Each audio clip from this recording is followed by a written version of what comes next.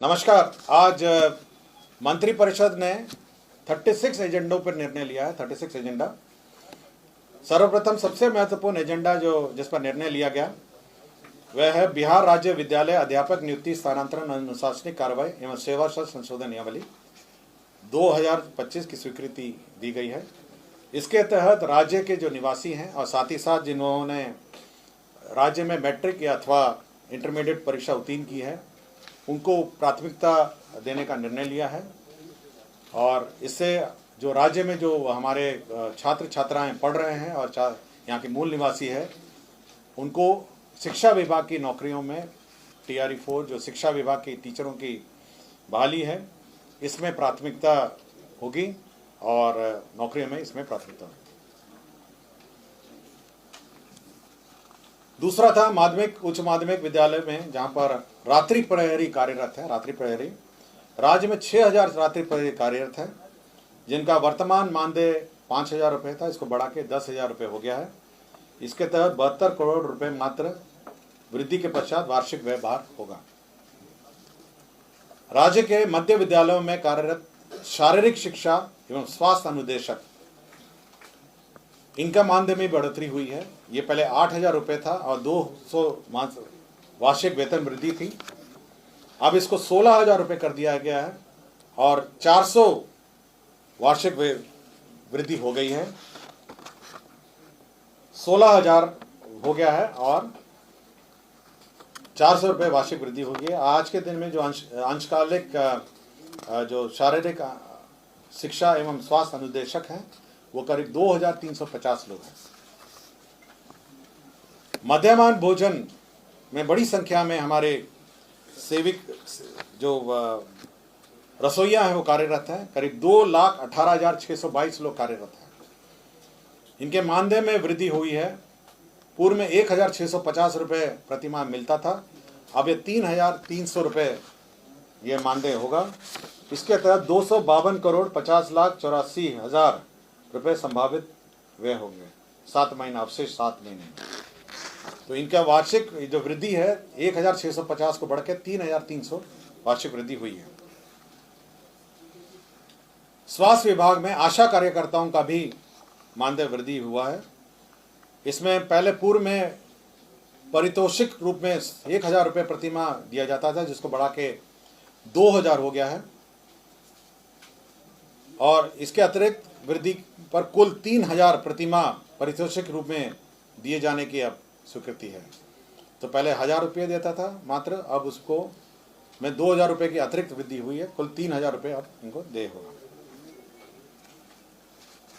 स्वास्थ्य विभाग में रेफरल अस्पतालों प्राथमिक स्वास्थ्य केंद्र में कार्यरत ममता कार्यकर्ताओं के मानदेय में भी वृद्धि हुई है। इनको प्रोत्साहन राशि पूर्व में 300 रुपये दी जाती थी, इसको बढ़ाकर 600 रुपये कर दिया गया। लोहिया स्वच्छता मिशन स्वच्छ भारत मिशन ग्रामीण ठोस एवं तरल अपशिष्ट प्रबंधन, यह हमारे ग्रामीण क्षेत्रों में जो सफाई कर्मी हैं उनके मानदेय में भी वृद्धि हुई है। अब उनका मानदेय वृद्धि होकर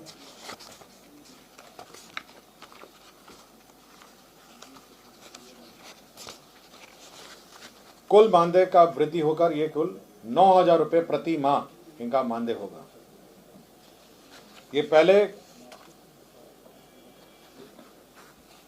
ये स्वच्छता पर्यवेक्षक से अनुरक्षक हो गए 9,000 और अंशकालीन स्वच्छता कर्मी हो जाएगा 5,000 रुपये। तो 2 कैटेगरी के लोग थे। अंशकालिक स्वच्छता कर्मी को होगा 5,000 और अंशकालिक स्वच्छता पर्यवेक्षक से अनुरक्षक को 9,000 रुपये। मुख्यमंत्री डिजिटल लाइब्रेरी योजना की स्वीकृति हुई है। इसके तहत सभी विधानसभा क्षेत्रों में एक डिजिटल लाइब्रेरी कार्यरत रहेगा। इसके अंतर्गत 94 करोड़ 50,47,000 रुपये इसमें व्यय होंगे। इसमें 11 डेस्कटॉप कंप्यूटर होंगे और ये सामुदायिक भवन, पंचायत भवन और अन्य किसी भी स्थानीय स्थल पर पंचायत भवन, प्रखंड कार्यालय, नगर परिषद भवन, विकास भवन, कम्युनिटी लाइब्रेरी, सरकारी स्कूल, कॉलेज परिसर, यहाँ सभी में आपका डिजिटल लाइब्रेरी स्थापित होगा। 10 कंप्यूटर टर्मिनल होंगे और यहाँ पर जो बच्चे हैं वो आकर अपना डिजिटल लाइब्रेरी में अपनी पढ़ाई और अध्ययन कर सकेंगे।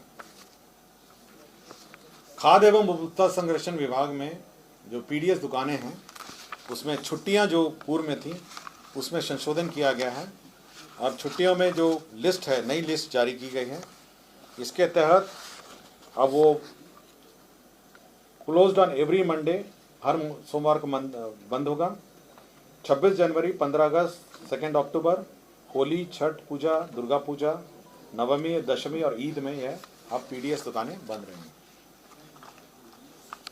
अंतर्राज्यीय मार्गों पर लोक निजी भागीदारी पीपीपी मोड में बस संचालन का ये निर्णय लिया गया है और इसमें सभी बस जो हमारे प्रवासी हमारे भाई बंधु हैं उनको इंटर स्टेट बस का संचालन करने का निर्णय लिया है। इसके तहत जो पीक साइड रूट्स हैं उसमें 150 प्रति सीट एवं ऑक्स पीक साइड में 300 प्रति सीट प्रोत्साहन राशि दी जाएगी। 5 वर्षों को ये दी जाएगी और 36 करोड़ 35 लाख रुपए इसमें व्यय होंगे। सो पीपीपी मोड में इंटर स्टेट बस के लिए यह योजना है। 150 रुपीज़ पीक साइड के लिए प्रोत्साहन है और 300 रुपये ऑफ पीक साइड के लिए प्रोत्साहन है। उद्योग विभाग ने बहुत सारे औद्योगिक क्षेत्र के लिए जो भूमि अधिग्रहण है उसका निर्णय लिया है। इसके अंदर औरंगाबाद जिला अंतर्गत कुटुम्बांचल में 441 एकड़ का इसमें भूमि अधिग्रहण होगा यह औद्योगिक क्षेत्र के लिए। कटिहार जिला में कुल 252 एकड़ भूमि अधिग्रहण होगा, 252 औद्योगिक क्षेत्र के लिए।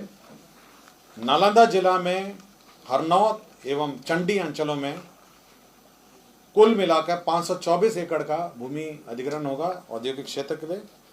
इसके अंतर्गत 2 अरब 64 करोड़ 65 लाख रुपए 42,000 रुपये व्यय होंगे।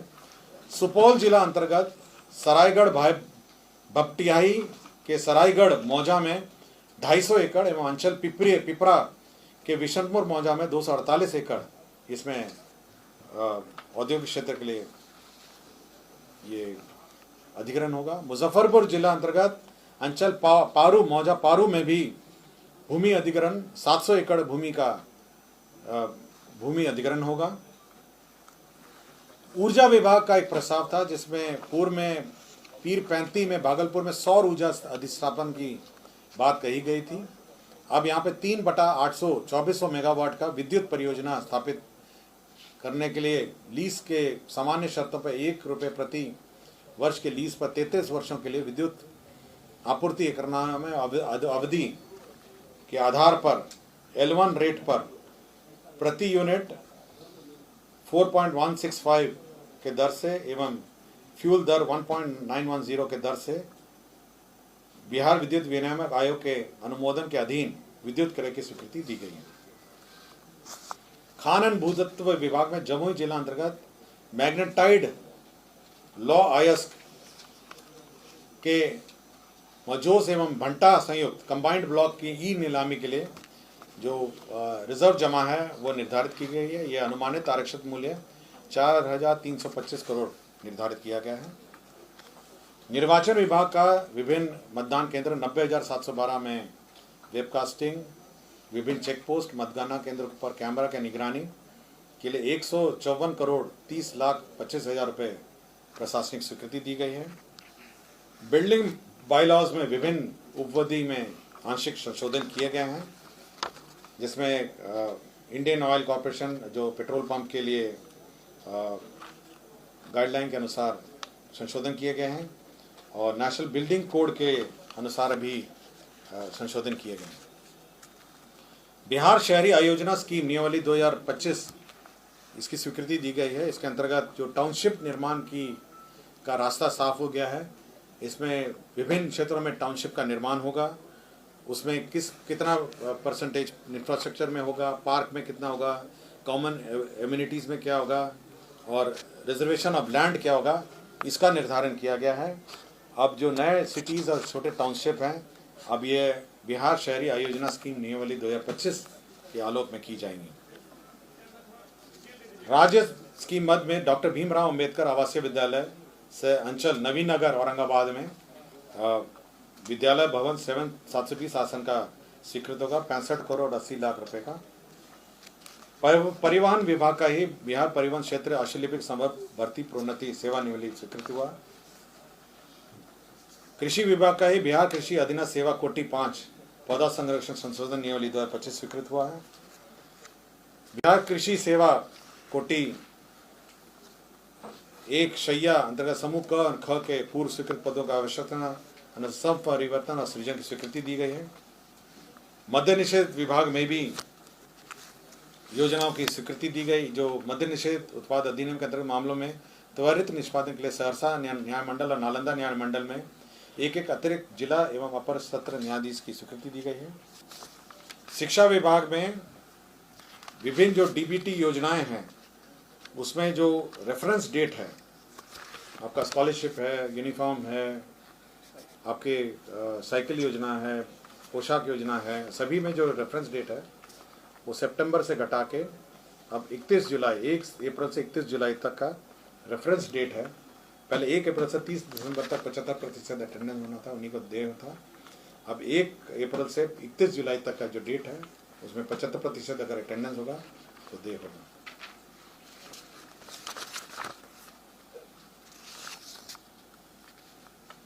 सूचना प्रौद्योगिकी का एक प्रस्ताव था जिसमें सीडैक में वॉइस मैसेजेस भेजने के लिए 50,09,070 रुपये का सीडैक से करारनामा किया था, उसका पोस्ट फैक्ट अप्रूवल है।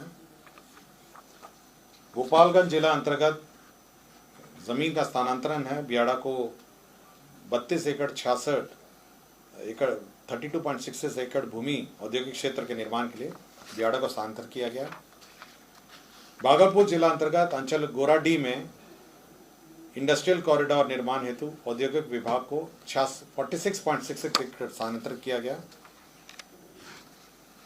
डीबीटी की मैंने आपको जानकारी दी गई। सभी डीबीटी के मामले में जो रेफरेंस डेट है उसको चेंज किया गया है। अब वो 1 अप्रैल से 30 सितंबर के स्थान पर 1 अप्रैल से 31 जुलाई का स्थान तक जो 75% अटेंडेंस थे उनको देय होगा। मुंगेर यूनिवर्सिटी में 167 पदों का सृजन किया गया है। और अंतिम एजेंडा विजय कुमार जो हैं ये तत्कालीन कार्यपालक पदाधिकारी नगर परिषद बरबीघा शेखपुरा हैं। इनका पूर्वलोकन अर्जी को अस्वीकृत करते हुए सेवा से बर्खास्तगी संबंधी आदेश को अधिरोपित दंड को बरकरार रखने का निर्णय लिया गया। धन्यवाद।